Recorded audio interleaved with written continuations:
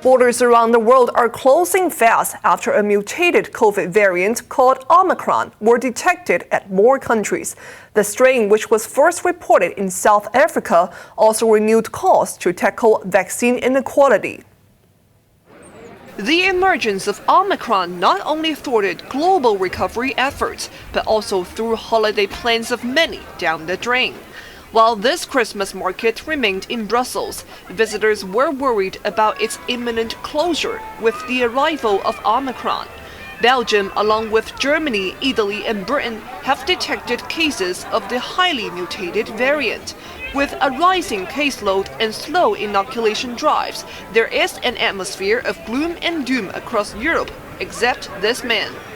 I'm pretty confident, or absolutely confident, this Christmas will be considerably better than last Christmas.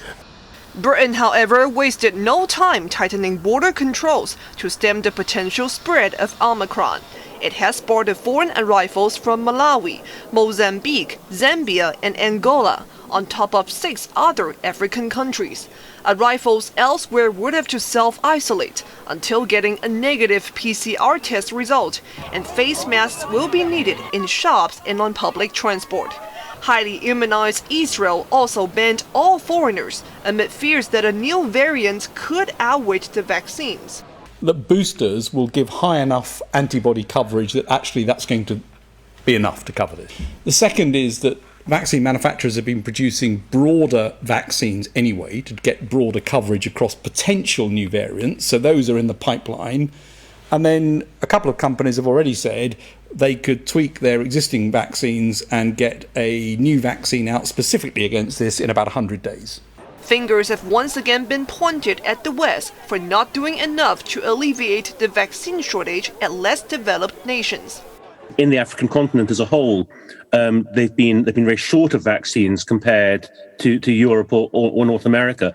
And things like this demonstrate how foolhardy that is. We're just breeding the future variants to come and haunt us. Only 7% of the African population have been double jabbed, compared with 42% globally.